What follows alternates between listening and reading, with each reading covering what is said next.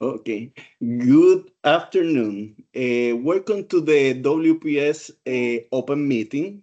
Today is June 24, 2026. Uh, if you are not speaking, please click the mute button on the MS Team apps on your telephones or headset to avoid noise or interference.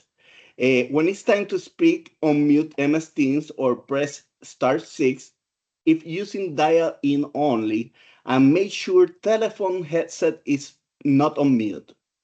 If you have trouble unmuting, please click the raise hand icon and 5 if using dial in. Please make sure your computer speakers are on mute when you're speaking so there is no echo. This meeting is being recorded and transcribed. To aid in transcription, please introduce yourself and disclose any conflicts of interest or acknowledge that there are none. Please follow all verbal comments on the draft LCD by sending them in writing to Medicare Policy Comments at WPSIC.com. Thank you. I am your host, Juan Luis Shenin Perez. I'm one of the medical directors from WPS. Uh, I, I will have to, I would like to start the meeting by going briefly over the proposed LCD that we are going to present. That proposed LCD is DL400385.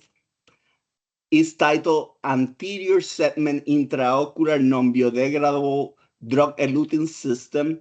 This is a multi-MAC collaborative proposed LCD. Its comment period started on May 21st, 2026 and will end on July the 4th. The participating MACs include WPS, CGS Administrator, Palmetto GBA, Noridian, and WellPoint Federal, formerly known as NGS. To go briefly over the coverage indications and limitations for medical necessity of this LCD, are as follow. This is the coverage limitation is a single food and drug administration FDA approved anterior segment intraocular non-biodegradable drug eluting system is considered reasonable and necessary for the management of ocular hypertension and primary open angle glaucoma per eye when all of the following criteria have been met. One, history of failed medical management defined as tried at least two ophthalmic topical drops given as sequential monotherapies or together simultaneously for the treatment of OAG or OHT. And the ophthalmic drops did not achieve the initial treatment goal of a reduction of 20 to 30% from the patient's baseline intraocular pressure measurement, or adverse side effects from different ophthalmic drugs severe enough to warrant discontinuation, or the patient is unable to physically place eye drops due to disabilities such as severe tremors or loss of use of dominant hand, and there is no caretaker who is able to perform the administration of the drops. And history of failed selective laser trabeculoplasty, SLT, defined as the procedure did not result in clinical significant reduction of intraocular pressure. The limitations are as follows. Device implantation cannot be performed concomitantly with other eye surgeries or procedure except phacoemulsification, cataract surgery. If performed with cataract surgery, all criteria above must be met, and no other eye surgery can be performed at the same time. Device implantation is not permitted when contraindications as stated in the FDA label, are present. The device cannot be readministered within 2 years of insertion. Pre-implantation, the patient central corneal endothelial cell density must be at above the FDA label recommended minimum central corneal endothelial cell density. Additional consideration is patients should be informed that the travoprost intracameral implant is magnetic resonance imaging conditional and may impact future MRIs and require additional precautions to scan safely. If readministration is performed because patient needs coverage criteria as noted above, the previous implants must be removed after the implantation is inserted. So that briefly goes over what was the coverage indications and limitations of this proposed LCD. Remember, proposed LCDs are works in progress. The intent of this meeting is to obtain comments from stakeholders that are interested parties, and those comments will be taken into consideration in the comment response document and on the finalization of the proposed document to a final LCD. So without more preamble, I would like to start then with the formal presentations of this open meeting. You know, the first presenter that we have scheduled is Jamie Beckman from Eye Care Partners. She's speaking on behalf of Bird Wyandotte Eye Center in Wyandotte, Missouri. So Ms. Beckman, Dr. Beckman, please proceed with your presentation. Thank you. Stating any conflict of interest as previously mentioned. Thank you, and proceed. Perfect. Thank you so much. Though my voice will sound a little deeper as I am a male, but that's okay. This happens all the time. Sorry about that. My apologies. No worries. No worries. Also means you can actually hear me too. So thank you so much for allowing us to comment on this. So my name is Dr. Jamie Beckman. I am a glaucoma and anterior segment specialist in the Metro Detroit region, and I'm also an adjunct professor at the University of Utah at the John A. Moran Eye Center. My practice is entirely based on seeing patients with glaucoma that range from almost no visual field compromise to completely blind with irreversible damage.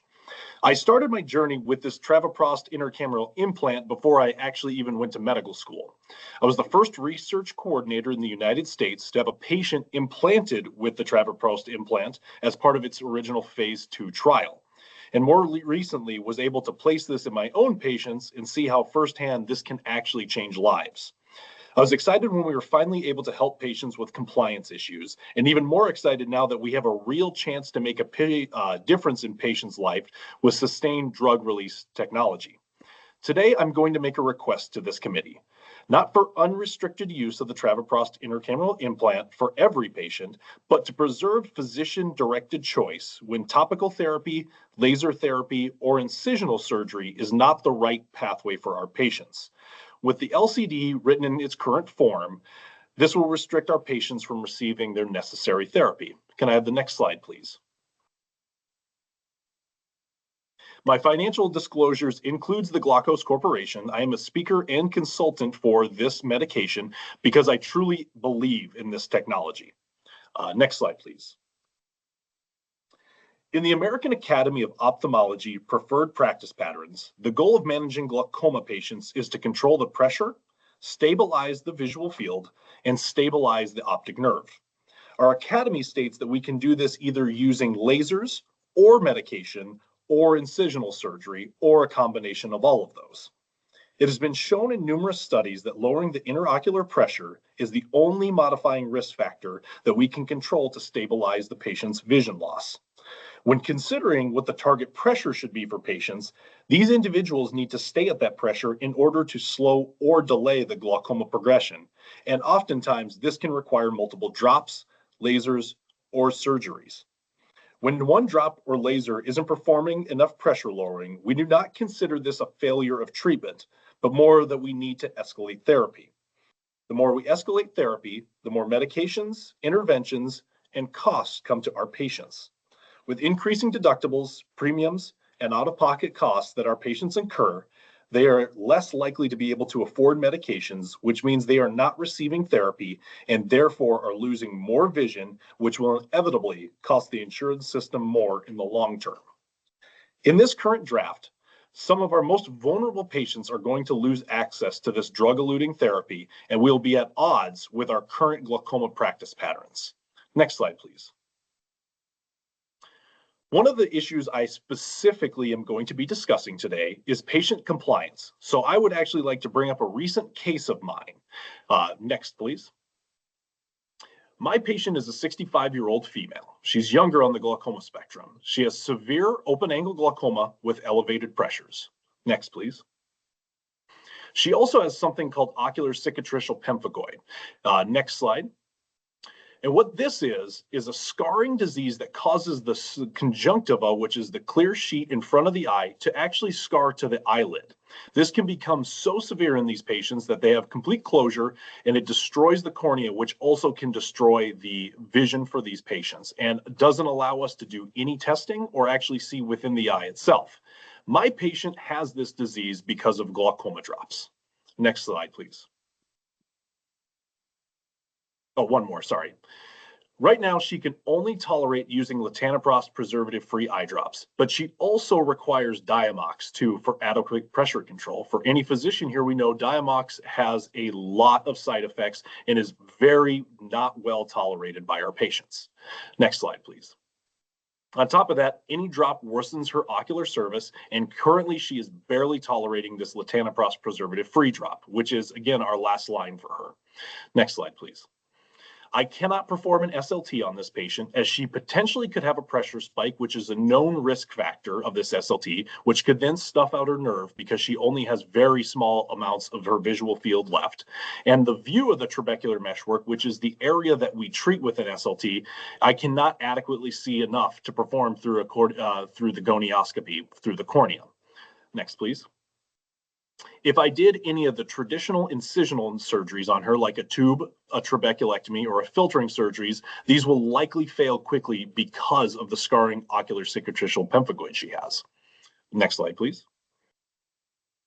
So for this patient, I performed an iDose in combination with a canaloplasty and goniotomy. So next slide, please. The current LCD has several proposals that contradict how we manage glaucoma and how it is practiced. It does not have sound research justification and adds undue burden both to our patients and our clinics. This LCD will specifically govern how we practice glaucoma prescribing patterns, limit the ability to combine therapies, and will cause clinics to potentially have to purchase equipment that can cost up to $50,000 to image endothelial cells that most of us normally do not have. And this also incorrectly identifies this as a device, though it functions in drug elution, much like the Nexplanon implant, which is categorized as a drug per CMS. Next slide, please. Speaking specifically to compliance and to proper medical management, having to fail 2 drops followed by an SLT is not conducive to proper practice of glaucoma management and adds a significant amount of time to the patient without having proper therapy. With these current requirements, it could take over 6 months of failures before they can have proper therapy. During this time, the patient is consistently not achieving proper pressure lowering and therefore potentially having more irreversible vision loss. Next slide, please. When we specifically discuss compliance, a failure doesn't always mean not tried. Imagine having to take a medication every single day that burns, causes your eyes to become bright red, and has significant cost. Not only do you need to take this drop, but most of the time for our patients, they need to take multiple of these eye drops multiple times per day, which constantly change between brand and generic and cannot be taken one after another, causing them to wash each other out, which will then lead to no therapy for these patients. Eye drops in and of themselves are difficult for even the most astute patients to take, which brings me to the travoprost dosing aid study, one of many studies looking at compliance. This was a prospective study using electronic monitoring for the use of glaucoma drops.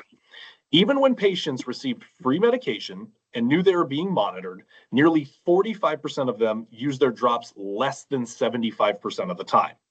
So if you had to take a pill that hurt every single time you used it, and you would be significantly less likely to use this medication. Most of our glaucoma patients are older.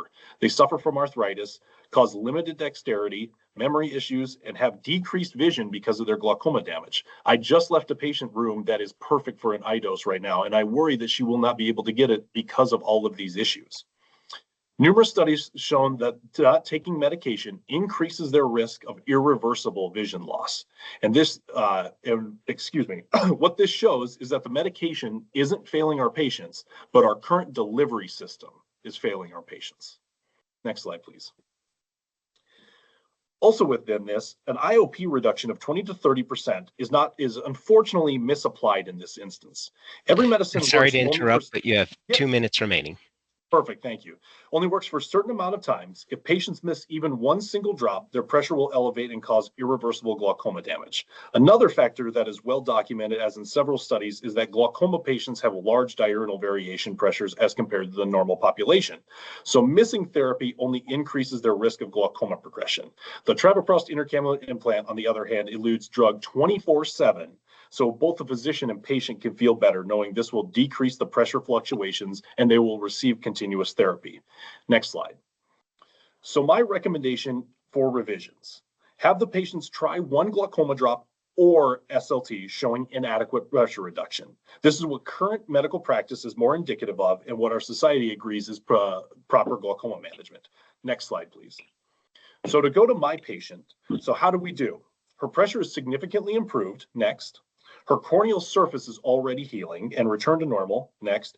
And her vision is improved, and she states that she has not seen this well in years.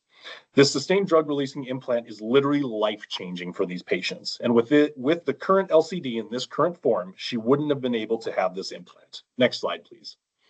To make a comparison, one more.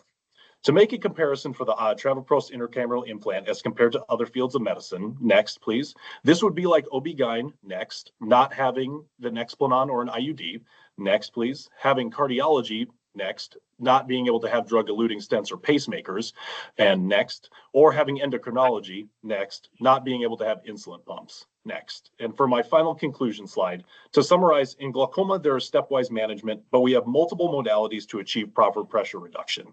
We are on the cusp of something huge in glaucoma where we can guarantee compliance and therapy for years in one small implant. It is not often we get wins, huge wins like this in glaucoma, but this is one of them and will only lead to more advances in sustained drug delivery and technology. This current draft of the LCD could take away all the good that has come in this technology, so I respectfully call upon this group not to add undue burden to physicians and our patients and allow them to have the vision for the rest of their lives by allowing the use of the travoprost intracameral implant when medically reasonable and necessary. Thank you so much, and I apologize if I did go over time. Thank you, Dr. Beckman. I greatly appreciate your presentation and for taking care of our Medicare patients. With me today are my fellow CMDs, Dr. Nachowski and Dr. Joel Barajas. I personally do not have questions, but I would like them to present themselves and ask any questions if they have questions for you.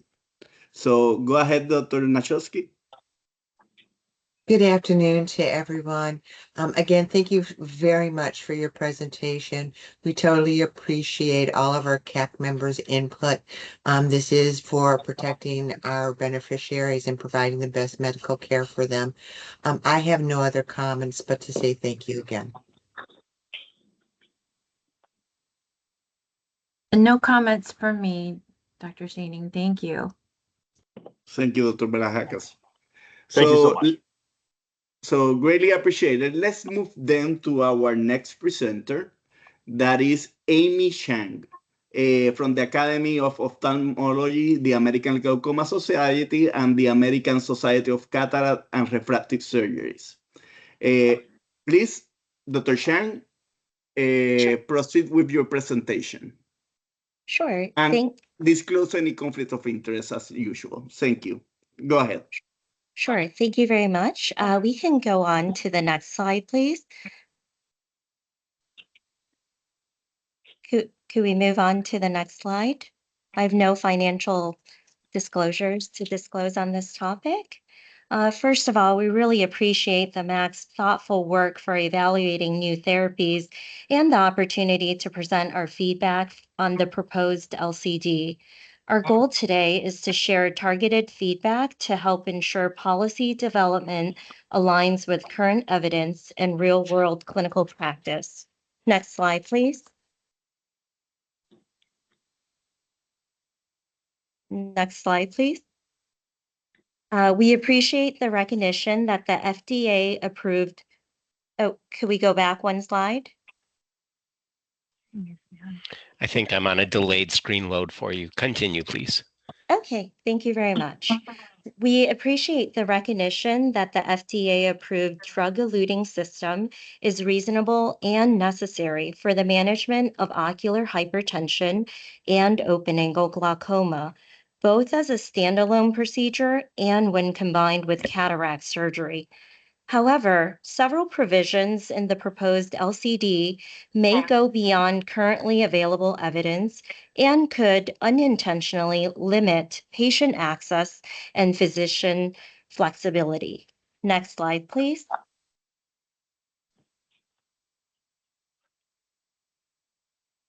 We believe that an LCD for the FDA drug with a recently expanded indication for repeat administration may be occurring before sufficient clinical evidence is available. This is creating a risk that the policy will outpace the evolving evidence. We believe it is premature to develop a local coverage determination for travoprost intracameral surgical implant, which is currently the only product on the market to which this LCD would apply. Long-term data are needed regarding its impact on glaucoma progression and monitoring for safety endpoints, especially with regards to corneal endothelium. Ophthalmologists are still determining how to best use this treatment for their patients. As it is our understanding that additional studies are in progress, we strongly recommend to not finalize the proposed LCD and pause its development until more data are available.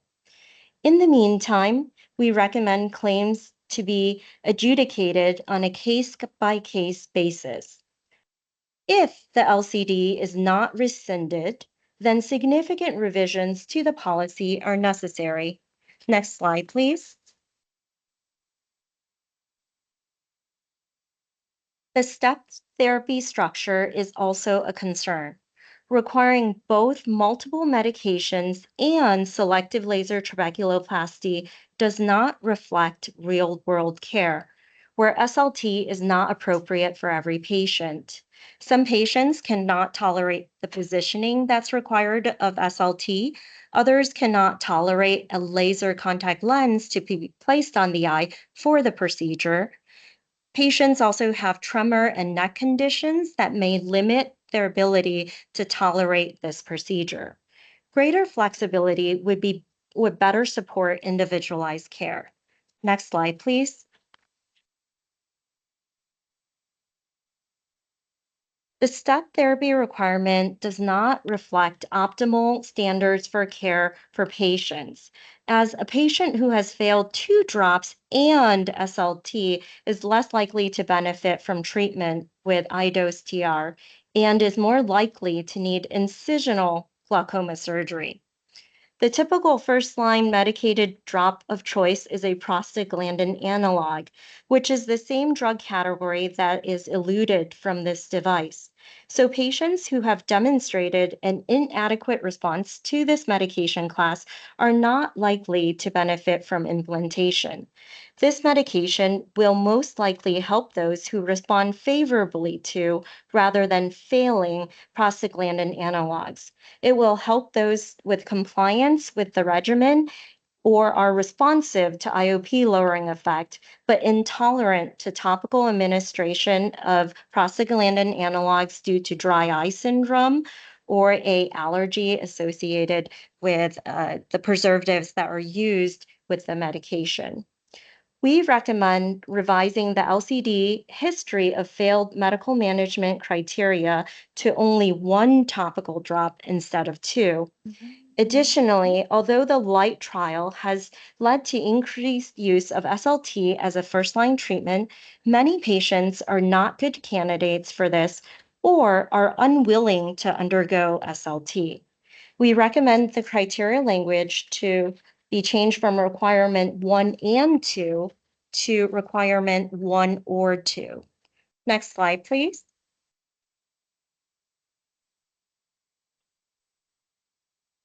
The current limitation on concomitant procedures with cataract surgery really limits the ability for the patient. Due to the evolving evidence, we feel it is premature to limit the coverage of device implementation when performed concomitantly with other eye surgeries or procedures in cataract surgery. 3 months combined data are available, and we understand that additional data are expected in 2027.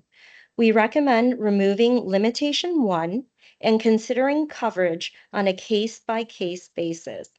As more literature become available, the coverage policy should be revisited. Next slide, please. We believe there may be a potential typo in the re-implementation time requirement, which currently states that 2 years must elapse prior to re-implementation. The reference for this is number 14, the FDA package insert, and it states that it is not recommended to re-administer an iDose TR more than once per year. We recommend a correction to limitation number 3 to clarify the frequency limitation is 1, not 2 years. Next slide, please. The endothelial cell density limitation raises practical concerns. The specular microscopy test is not widely available to most physician offices. The technology has historically been used only in research settings. A strict requirement would limit access, so we suggest allowing clinical judgment where testing is not available. We recommend revisiting limitation number 4 to allow currently utilized methods of assessing corneal health, including a detailed slit lamp examination and corneal thickness measurements via pachymetry. Next slide, please. And 2 minutes remaining. Okay. When these requirements are taken together, they create a high cumulative threshold for access and significant limitations on real-world clinical application. This will delay appropriate treatment and limit access to care, which is particularly concerning in a progressive disease like glaucoma. Next slide, please. Our organizations believe the most appropriate path forward is to 1, rescind the proposed LCD, and 2, to pause coverage policy development until more literature is available.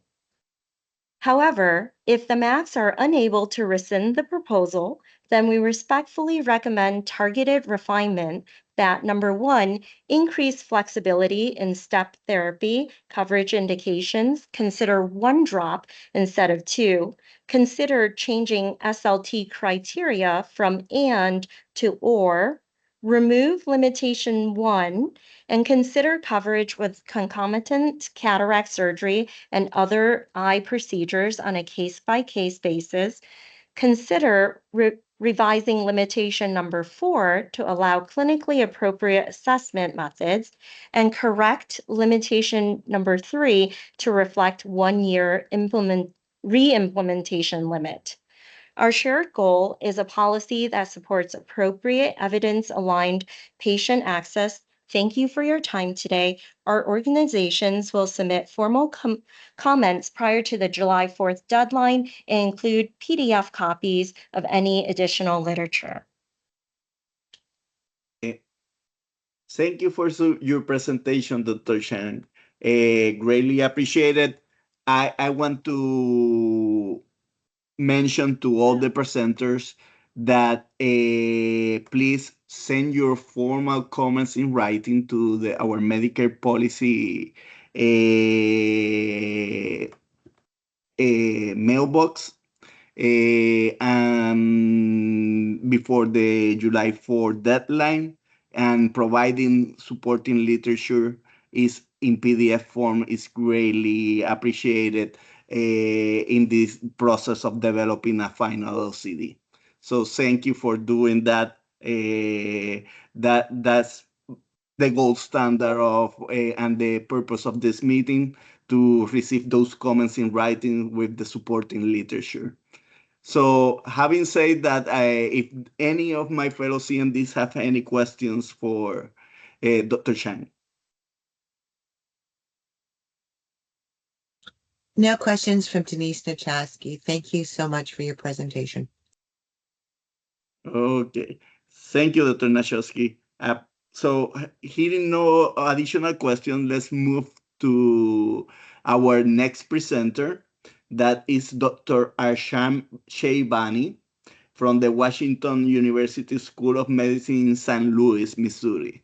So Dr. Sheibani, please proceed with disclosing any conflict of interest and proceed with your presentation. Thank you. Hello, this is Dr. Jamie Beckman speaking. Sorry, I'm texting Dr. Sheibani. He's just arriving and connecting to the internet right now. He might need 1 to 2 minutes. Okay, we are a little ahead of schedule, so I think we definitely can provide him a couple of minutes so he can join. Unless Dr. Manjul Shah is ready to present, then we can skip the order if Mr. Staley is let's do something. Mr. Richard Staley has an idea that let's introduce our staff from WPS, and that way we will provide some additional time so Dr. Sheibani to join us. Richard, take it over. Thank you. I just want to introduce myself. My name is Richard Staley. I'm the Policy Administrative Assistant. I'm running the Teams portion of this meeting right now and was helping to put everything together and running the slide decks. The CMDs have all introduced themselves already, but we could give them each a chance to describe their background a little bit. And so if Dr. Nachowski, if you want to just say a little bit about yourself, and then we'll move on to you and Dr. Schoening, and then we'll move on to the nurses. Thank you so much, Rich. Again, my name is Denise Nachowski. I'm a cardiologist by specialty. I've been with WPS for over 6 years, and I reside in Southern Delaware. Thank you all. Good afternoon. I'm Dr. Juan L. Schoening Perez, and my specialty is in internal medicine. I have the pleasure of being a CMD for WPS for the past 3 years, and I have been a contractor medical director for Medicare for the past 22 years. Thank you. And the WPS policy nurse coordinators? Good afternoon. This is Andrea King. I'm one of the WPS policy coordinators. Good afternoon. My name is Michelle McCary. I am the policy supervisor. Hello, I'm Tara Schrader. I am also a policy coordinator.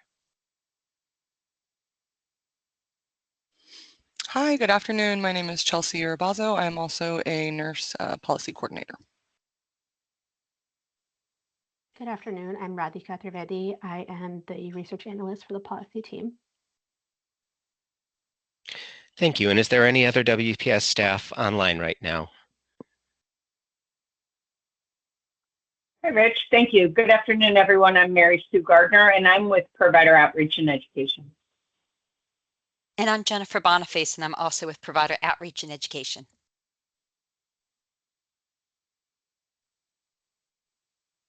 Okay, and Linda, are you on today? Linda Oliver is manager of the medical review department. It does not appear that she's on today. And Dr. Vlahakis was on, but she had to drop off for another meeting. So I apologize for that. I'm handing it over to Dr. Schoening to hand it over to Dr. Shabani. So thank you again, Richard, for doing that. You're always greatly appreciated. So let's continue with our formal presentations of our open meeting today on the proposed LCD. Please, Dr. Ashan Shabani, go ahead with disclosing any conflict of interest and starting your presentation. Thank you. Absolutely. Thank you so much for giving us the time to discuss this. I think it's extremely important. I am at Washington University in St. Louis. I run the residency program, work at the university as well as the VA. So I have broad perspective as to what this type of thing could actually change for us in the glaucoma disease. You can go to the next slide, please.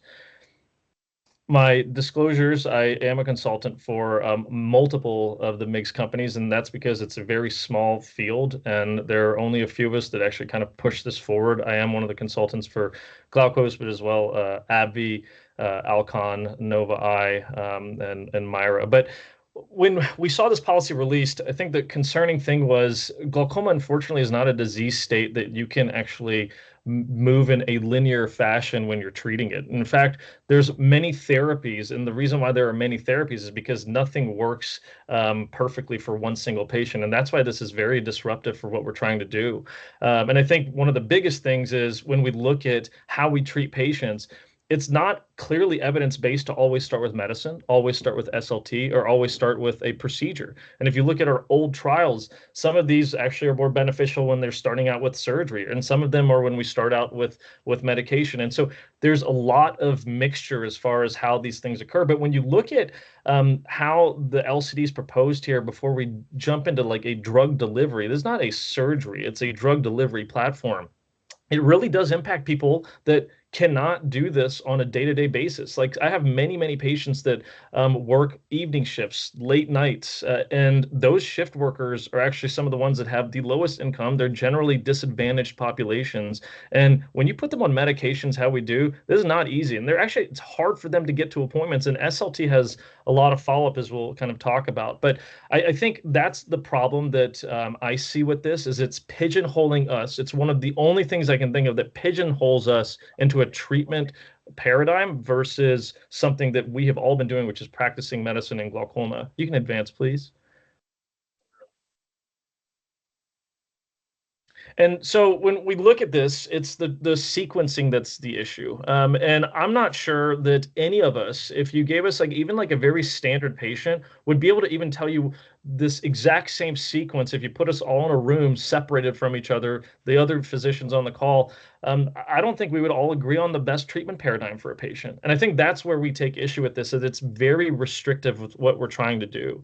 And when you look at what is out in the market as well, like the iDose TR, there's really nothing else like it. Nothing has the longevity for medications. And the medications, when we're talking about med failures, there's evidence that if we are putting them topically on the eye, it actually makes further surgeries less successful. And glaucoma, if you talk to physicians, the most common thing that they will say is, how do we not burn our bridge? We are always planning on the next therapy. And when we start talking about medications and waiting for them to fail, that is one way to actually burn bridges for some of the surgical interventions, versus medications that are placed internal on the eye don't have the topical toxicity on the surface that can be detrimental to surgeries that we might have to do in the future. So it's just restrictive, it's too narrow, and I do think it's actually potentially harmful for patients and their outcomes in the long run. We can go to the next slide, please.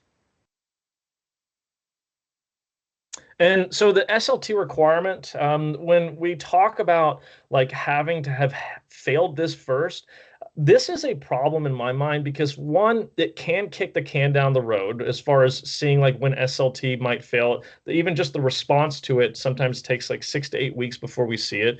And there are issues where there are certain patients that will be very at risk of having pressure spikes. And you do an SLT because you're actually trying to get to a drug delivery option. So you do the SLT, now you have a patient with a pressure spike, and now you're going to surgery instead, a much more invasive surgery with complications. And I think this is one of the areas that I'm very worried about. And you do this for physicians, they're going to kind of follow to the T. I do think you're going to put patients in harm. Next slide, please.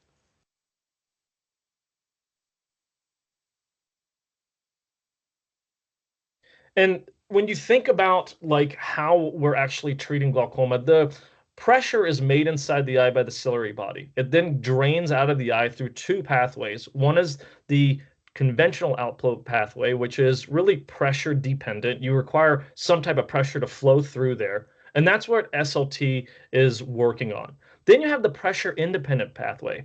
And in a disease state that isn't very advanced, this pressure independent pathway is actually more of a mediator of lowering the pressure than the traditional pathway. And so when you look at delivering these prostaglandin analogs directly to the site, you can go back and look. There are papers in the 80s on non-human primates, so they're a very good correlate about how prostaglandins that are dosed intraocularly around the site of tissue actually can reverse the disease state. So we're actually now losing that ability to potentially change the disease state, which again, there's really nothing that we have that lasts this long to try to do that. And when the uveoscleral route is kind of in many patients, like the majority or the bulk of the outflow, not being able to do that off the start is actually detrimental. And so I worry a little bit about this SLT failure thing, even in that respect. Please, next slide.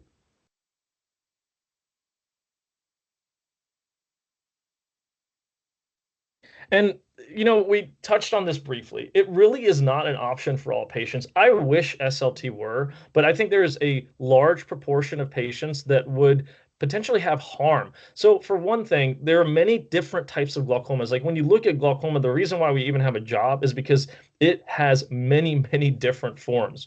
And when you take a patient, like if you actually did SLT on a patient, it requires more than just you're just zapping a laser. Like they have to be able to sit at our slit lamp, sometimes for minutes at a time. It is a very small target that we are hitting with a laser that is in very close proximity. So trabecular meshwork, you're looking at 150 microns of the size of that tissue. And it's within 50 microns of a tissue that you don't want to hit, which is the iris. And so if you have a patient that's older, which the vast majority of ours are, and they can't sit still or they move or they have a saccade where they move the eye, good luck nailing that tissue plane. And this is why, again, it's a problem where we might actually be forcing patients down a route that's actually going to be adding complications to what we're trying to do when we as the physician know that the drug delivery is going to be the next best step. We can go to the next slide, please.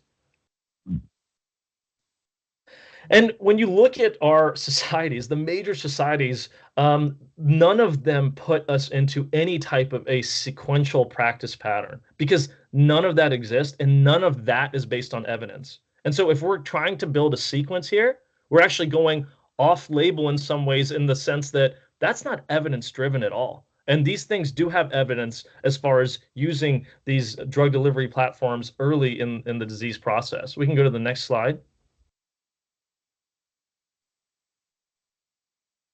So when we look at this, I mean, and this is really with thought, and I understand maybe there are some issues at play where we are trying to like kind of limit the use, which I don't really think is a great thing. But when we look at the failed medical management side and the failed SLT side, I gave you reasons why those are not great options for many patients.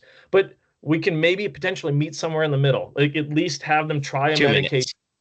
Thank you so much. We can at least have them try a medication first before we jump to a drug delivery platform. And I can tell you a very specific case, because I think a lot of this needs to be centered around the patient.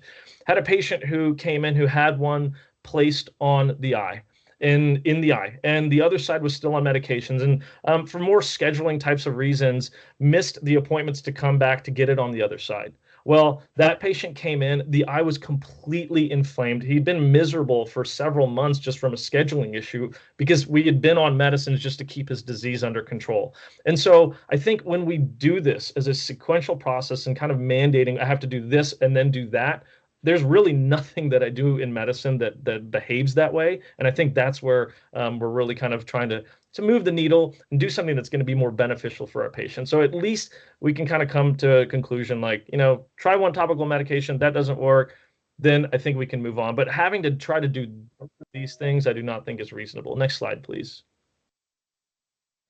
So what I want to say is it doesn't match our guidelines. It's not how we practice. I do think that you are opening yourself up to having potential complications for patients that would not have been good candidates, yet would have been great candidates for drug delivery. And our pathway to go there was through a pathway that's going to lead to an issue. I think that's where it's actually very dangerous for this proposal. It's not just a physician handcuff, but it's really looking at patient safety here. I really do appreciate everyone's time on this. Thank you. Thank you, Dr. Shevani. We greatly appreciate your presentation. We see the passion where you defend your patients, and that's greatly appreciated. I do not have any questions. As I previously mentioned, any supporting literature and additional formal written comments can be sent before July 4th. To our Medicare policy comments at wpsic.com mailbox, and that would be greatly appreciated. So any questions from my fellow CND? No, thank you. And thank you for the presentation. Your enthusiasm is greatly appreciated. So hearing no further questions, let's move to our next presenter, Dr. Manjul Shah from the Kellogg Eye Center, University of Michigan. Please, Dr. Shah, proceed with your presentation disclosing any conflicts of interest. Thank you. Absolutely. Thank you all. Can everyone hear me okay? Perfectly. Loud and Wonderful. clear. Excellent. Thank you all and good afternoon. Again, my name is Manjul Shah. I'm on faculty here at the University of Michigan, where I'm the Associate Chair of Innovation and on faculty in the Glaucoma Service. I want to speak to you today about, just coming from my role not only as an academician, but as a clinician who, I'm actually in clinic right now. And I deal with the daily complex reality of managing this really difficult disease. As you've heard from my colleagues, it's not a one-size-fits-all solution, and applying one-size-fits-all restrictions makes life a little bit more challenging for us in this really complicated set of diseases. My focus is predominantly on the proposed restriction that bars concomitant use of iDose TR with other glaucoma procedures. And I hope to, help shed some light on my thoughts here and how this restriction conflicts with the human clinical realities and the established biological mechanisms of how our disease works and the evolving evidence. Next slide, please. My disclosures here, I consult for a number of companies in the space, including Glaukos, who is the manufacturer of the iDose TR. Next slide. To sort of serve as an introduction, the draft policy is being written at a time when we are evolving insofar as our clinical and supporting evidence. But this is an actively and rapidly evolving space. Requiring patients to fail medical therapy and then fail SLT is again, as Dr. Shevani mentioned previously, kind of contrary to clinical practice as well as preferred practice patterns by the AAO. More critically, those who bear the biggest burden of restriction are the patients in greatest need. And this has been studied across the literature that glaucoma and severe glaucoma and blinding glaucoma disproportionately affect those who are older, who are more socioeconomically disadvantaged, who are from underserved communities, and the same list of risks struggle involves patients with impaired drop adherence as well. And so we just have to serve these vulnerable members of our community better. The established literature tells us that 50% of our patients stop taking their drops within the first year. Landmark RCT data from CIGITS, the Collaborative Initial Glaucoma Treatment Study done right here at the University of Michigan, proved that pressure fluctuations and poor adherence results in field loss and blindness. And my concern here is the policy as it stands today really conflicts with real world considerations. Next slide. So overall position and recommendation is to pause this LCD for the time being, or at least consider alternative criteria. Step therapy mandates intrude on our clinical decision-making and our ability to tailor therapy for the patient in front of us, not an overall average of disease processes.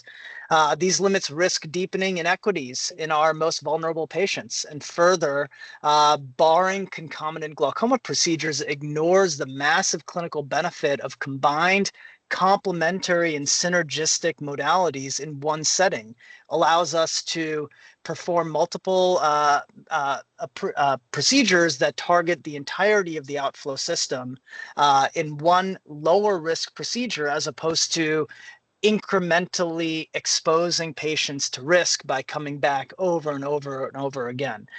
These are things that result in attrition of patients and progression of disease.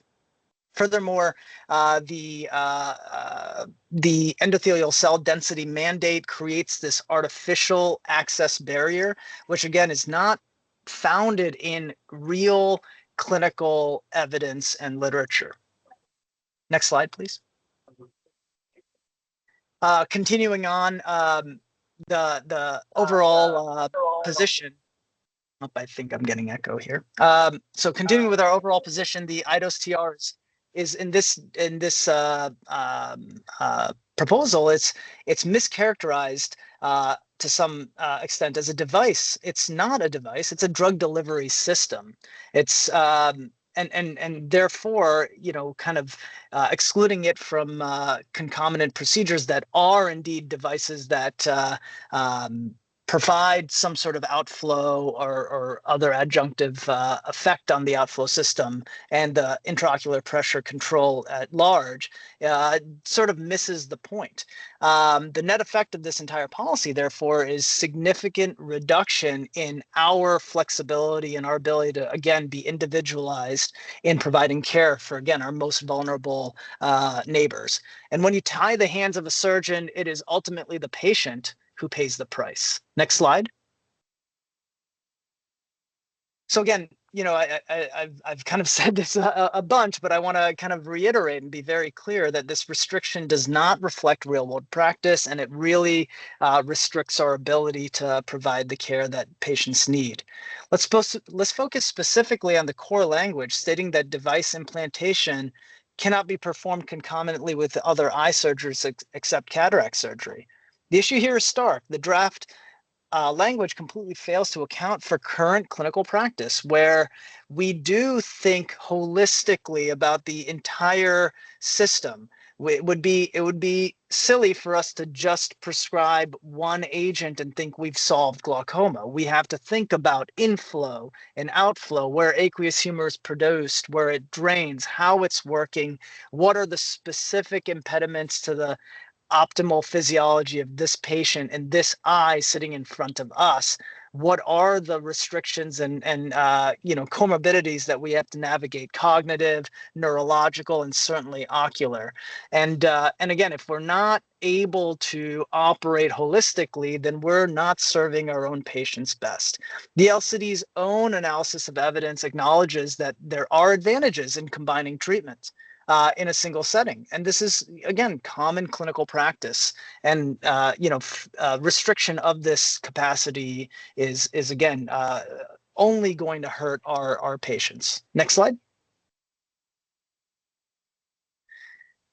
This restriction simply does not reflect the ultimate,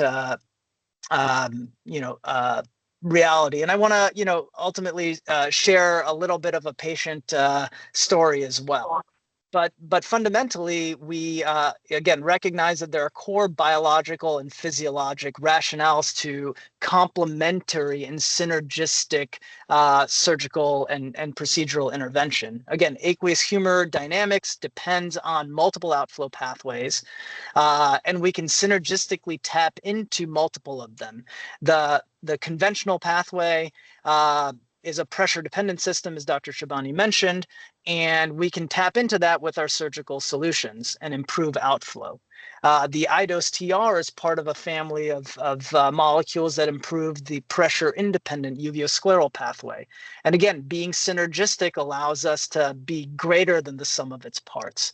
And again, this evidence base of complementarity is evolving, but has been demonstrated. And you're going to hear from one of the researchers here after me to sort of steal the show, showing the dramatic capacity for pressure reduction. I want to share a story of my own patient. He's an orthopedic surgeon in our community, seeing patients, and his severe glaucoma is compromising his ability to deliver care to, again, those in need. He's a hand surgeon, and he's struggling to see. His pressures fluctuate wildly. He has got chronic ocular surface disease from chronic topical therapy, and he was lucky enough to meet me and have a combination of iDose and iStent placement. And what we've been able to achieve is dramatic. He's off of his drops, his pressures have stabilized, and he's noticing actual rehabilitation of his vision as the toxicity of his ocular medications are waning. Again, if one or the other would not have been sufficient, he needed to kind of have all hands on deck. Next slide. And so to close, again, in an effort to protect our most vulnerable, to optimize patient outcomes, our recommended change is straightforward. Remove this limitation on concomitant procedures entirely. Allow us to be surgeons and take care of our patients. Allow iDose TR to be implanted alongside other medically appropriate glaucoma or other ocular procedures, and let us take care of those who need it. Glaucoma management is nonlinear. It's not one size fits all, and allowing us to do what we do and take care of our own is critical. I appreciate you helping us take care of our own. Thank you for your presentation, Dr. Shah. I have a comment and a request. When we did the literature review for this LCD, there was a paucity of peer-reviewed literature addressing concomitant use of surgical procedures with the drug-eluting device, drug-eluting titanium anchor. So if the presenters could share, peer-reviewed published literature with us, supporting those use would be greatly appreciated. Any comments on that? So, hi, this is Christine. Oh, perfect. Hey. Oh, no, sorry, no, Manjul. Yeah, I was finally able to log on. Yeah. It's going to be in my presentation next. This is Christine Funky. Hi, everyone. Sorry, I just landed in Australia, so forgive me for logging on a little late here. But in there, I do have peer-reviewed published literature looking at iDose in conjunction with MIGS, either canaloplasty or stenting with and without phaco. And I can send you that publication as well at the end of this call. Great. And I was asking that question in part to give you time for your presentation because Oh, you're so kind. Thank you. I just got here. I really appreciate you. Thank you. So go ahead then with your presentation. Greatly appreciate it. And that's what we need. We need, those peer-reviewed articles. Of course. Because LCDs, proposed LCDs are work in progress, and the intent of these meetings is to truly try to give our beneficiaries the best available evidence-based treatment. So go ahead with your presentation, Dr. Funk, and provide any somebody conflict could pull of up my interest. slides? Yes, I'll pull them up in just one moment.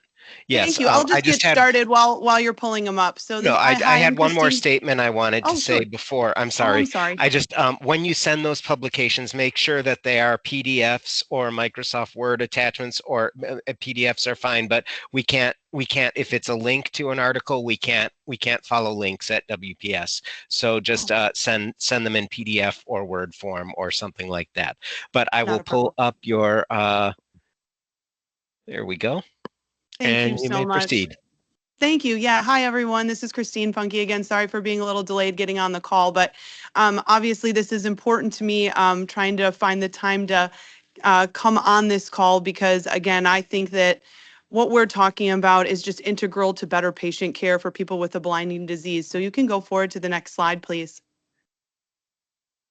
Just financial disclosures associated with all the different companies I work with related to glaucoma. Next slide, please.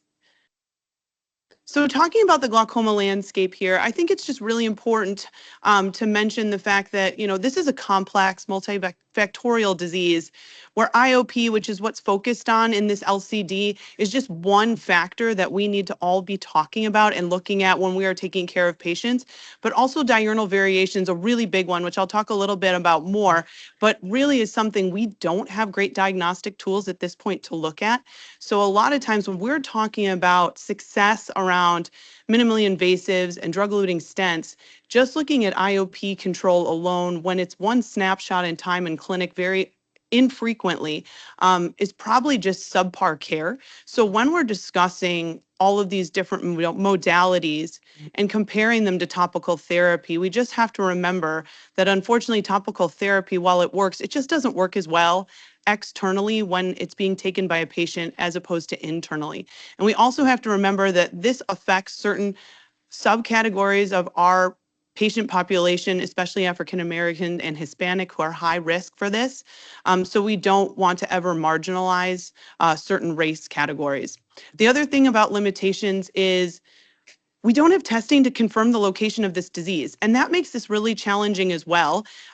We are still diagnostically behind on understanding exactly where the strictures are or the flow issues are, and that makes a lot of what we do in terms of doing multiple things at the same time. It is purely for the benefit of trying to do as much as we can to hit as many potential points of resistance to IOP control at one time, because we really don't want to bring people back multiple times into the OR. That's never our goal. Next slide, please. And I always like to, remind ourselves too what we're talking about, which this is a disease that's really frightening for patients. It's something that can really affect quality of life. It is long lasting. It is not reversible. So anything we do to slow down the potential for better quality of stabilization of this disease could potentially have dire effects on people's lives. And I know from being obviously a glaucoma specialist that I have to have the unfortunate job of taking care of people who have lost their vision. We know about 16% of people will have some form of significant vision loss if they have a diagnosis of glaucoma, which is about 1 in 6. And so this is something that when you see it and you're there and you're talking to patients, you realize this is something we want to avoid at all cost. Next slide. The hard part about glaucoma is the fact that unfortunately, patients just aren't great at taking topical therapy. We know this is an issue for all chronic diseases. It's not unique to glaucoma. But for whatever reason, I think eye drops are even more challenging for a lot of people to take. And we know within a year, the vast majority of patients are not taking their medication. The big issue here, of course, being this is a disease that we cannot cure. This is a disease that is going to continue to be with somebody for the rest of their life. And we need to find solutions that are just better for care in terms of stabilizing this disease process and having less of that treatment burden be on the patient specifically, because we know that the human factor is always going to be there. So we need to figure out a better solution around it. And what's interesting as well is not only talking about the issue around compliance with medication use, but also the issue around non-follow-up related to patients who are given topical therapy versus procedurally managed. So either way, the issue of follow-up is a big problem. We need to manage these patients by watching them forever, right? So if they're not coming back to our clinic, we don't know if the disease has progressed, which can happen very often throughout somebody's lifetime. And we know that those who are managed topically, about 70% of those patients do not follow up within a 12-month span. Big problem. We know also that 36% of people who had procedural also don't follow up. So the follow-up rate is better, but at least those patients have been managed procedurally. So I feel more confident that when they're gone from care, that at least something's working 24 hours a day that we've done physically to the eye. Next slide, please. How that matters is the fact that we want to understand what the rate of blindness is associated, right, with those patients who are lost to our care. So if somebody doesn't come within a 3-year period of time back to our care, this is also assuming a lot of times those patients are also lapsing from compliance to topical treatment, there is double the chance of likelihood of blindness, which as a glaucoma specialist is very, very frightening. And we really want to obviously try and avoid this. And a disproportionate of people who are impacted, again, are going to be men and Black and Hispanic patients. So again, we just don't want to marginalize any group. Next slide, please. Aside from compliance being an issue, both topical medication use as well as coming back to clinic to see us, we also have a big issue of even if topical therapy is being used, which is one of the proposed portions of this LCD, we know that that topical medication doesn't do great at stopping the ups and downs of pressure 24 hours a day or the diurnal curve. And why that's important is we see that more commonly when people are treated with other modalities. And I think that that can be generalized to minimally invasive glaucoma work as well as laser work, as well as drug-eluting stents. And that's why this is important to keep on the table, is because we need all of the different tools that we can to treat this really challenging disease. And we need to decrease the IOP as well as decrease the fluctuation. Next slide, please. It gets more complicated too when we start to talk about the outflow pathways in the eye. And while this LCD was talking about trying to limit to, looking at only doing one procedure at a time. This is why we like to combine things, is because there's 2 outflow pathways, the conventional outflow pathway and the unconventional outflow pathway. And within the conventional outflow pathway, there's actually multiple components to that. So it's a really complex little piece of equipment inside the eye that we are trying to figure out how to work on. If you think about SLT, it only works on the first layer, which is the trabecular meshwork. We're not even hitting the rest of the downstream areas that we will with other devices. And that's not touching the unconventional pathway at all, but it does with iDose. And so the unconventional pathway or the uvoscleral outflow can be increased and enhanced by having medication delivered, but again, just does much better when it's inside the eye as opposed to externally. And we can see that too in like diabetic care. In diabetic care, we're seeing the same thing, which is people are starting to have insulin pumps. The reason is because people just aren't compliant with medication. We just need to figure out a better solution for them. Next slide. So when we start to talk about the symbiotic relationship between procedures, I kind of wanted to lay out what we think of as each of these procedures and how they work in a different place within the drainage pathway. And so when I like to combine procedures, I do it because I'm trying to hit multiple areas that could potentially have resistance so that I'm getting the biggest bang for my buck when I'm going into an eye. The eye is small and it's fragile, and it's not something we want to enter, every month or couple months. We want to try and avoid that and minimize the amount of times that people need procedure, because we know it's going to be multiple times throughout somebody's journey in order to try and keep their quality of life and vision around. But combining things will at least decrease the number of procedures. So next slide, which is what we were talking about, thank you, before this, is my retrospective analysis of looking at iDose plus MIGS. So don't forget that an iDose is not a minimally invasive glaucoma surgery. This is a drug-eluting stent, right, that has a prostaglandin in it. And I was looking at how well did I do with this combination, because we can always feel good about multiple procedures at the same time, but it's not until we look at our own data do we really understand what we're doing. And this was looking at patients both as a standalone option as well as with phacoemulsification at the same time. You can see a lot of these patients are on multiple medications. Their true visual field loss was true field. They had real glaucoma. This was not glaucoma light. You can see that as well in the RNFL thickness. And that overall, we also had patients' pressure that were starting in a range above what we would want for the majority of time, which was 19. Next slide. So the results, right? So that's the most important thing. So of these patients, we saw that rates of medication free with the phaco was 67.6%, and then without phaco at 46.3%. But more importantly, if you can see some of the graphics here, is looking at overall what we're talking about with a mean deviation of IOP reduction from 19 down to 15.3. And each millimeter of mercury is really substantial in trying to hold on to field. And so with each point we can lower, the better off we're going to do at keeping around people's vision. If we looked at that in conjunction with phaco or as a standalone, you can see in the next two portions of this graph, all of these different modalities, we had a nice reduction in pressure.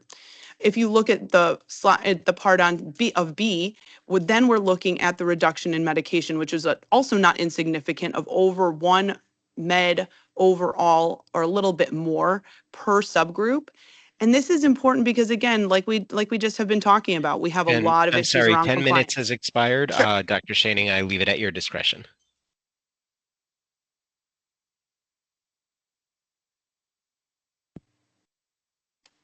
And Dr. Schoening, are you on mute?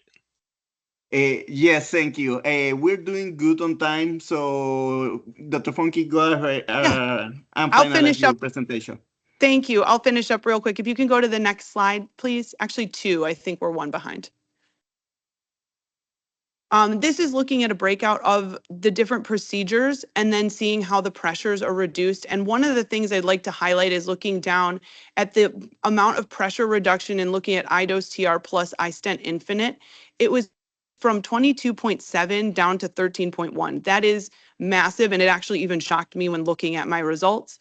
And again, seeing with each of these subcategories, we had a reduction in pressure and we had a reduction in the number of medications, both which are substantially important for this subpopulation.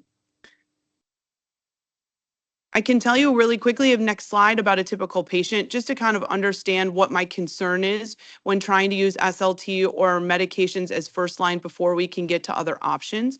I have a patient who came into my office, lovely lady, being taken care of by her family with pretty severe dementia. Her field loss was significant on the left eye, not as bad on the right. And she had been given topical therapy by an outside provider for years, instead of any kind of surgical option. This made her vision go down significantly because she wasn't taking her medicine, and it was very well documented. SLT was tried multiple times, and I think it just delayed her ultimate need of surgical therapy. And this is my fear, is that there's just patients who need to go into the operating room sooner, and I don't want to limit any option or have to go through hoops waiting and waiting for them to finally get what they really need, which is surgical intervention. And especially in this case, something as non-invasive as an iDose plus MIGS did perfect for her to get her under good control. So finally, my ask is, last slide, is to really reconsider this LCD completely and look at what we're trying to do for patients in our community, which is we're trying to work on a really, really challenging disease that has a lot of negative consequences for people that we're really trying to avoid. And that's why we want to use these drug deliverables in the eye. We want to use MIGS in conjunction with that because we're trying to do the best we can in a really challenging situation. If for any reason we can't completely roll that back, then there's some other language that we might want to consider, such as revising the need for doing any topical therapy first, because we know that people aren't compliant with that within a year. And that's a big problem. And I don't want to lose anyone also to care because they've been given topical therapy, because again, we know about 70% of those people do not follow up after given initial topical treatment. If there has to be a revision from that, maybe just one single med seems reasonable.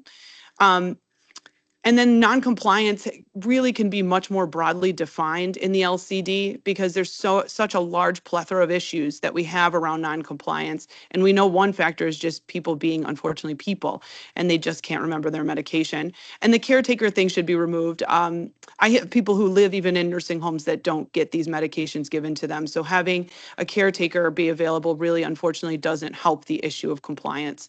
An SLT is a great option. We all love it, believe in it, and use it often, but it's not right for every patient. So this should be a first line option, but not a requirement. And then always remember that diurnal fluctuation is such a big problem in glaucoma that trying to propose a 20 to 30% reduction as a measure of us being successful is unfortunately woefully lacking in really what we need to be doing, which is understanding people not losing their vision and ultimately going blind. So thank you for giving me the extra time. I appreciate it. Thank you, and we appreciate your presentation. Please, as I have been saying during all the open meeting, send the literature in PDF format to our Medicare policy comments at wpsic.com and send any formal written comments that you have to that same mailbox because the comment period ends on July 4th. Send it before or at July 4th. Thank you for your presentation. Greatly appreciated that you took the time for presenting from Australia. Thank you. Thank you for waiting for me. I appreciate it. Thank you. So now we're at the stage of the meeting there where we want to see if there are any comments from the general public attending this meeting. Just if you wish to comment, raise your hand using the *5 if using a dial-in, or when you call upon, use the *6. And please follow up all verbal comments in writing. So any comments from the public?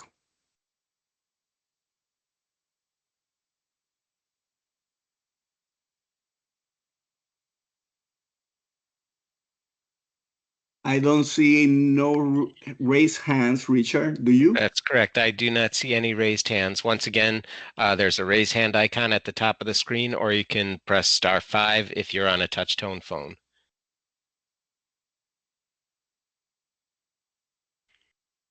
And no, I see no raised hands. So thank you, Richard. Then, without any further delay, I want to thank all our presenters. All the information that was shared with us will be taken into consideration. Please send any additional written comments to our Medicare policy comments at wpsic.com mailbox. And we greatly appreciate the interest on behalf of our patients. We all are on the same page of trying to do the best for our Medicare beneficiaries. So without any further delay, I will then make the adjourn the open meeting for today, June 24, 2026 at 2:17 p.m. Central Time. Thank you.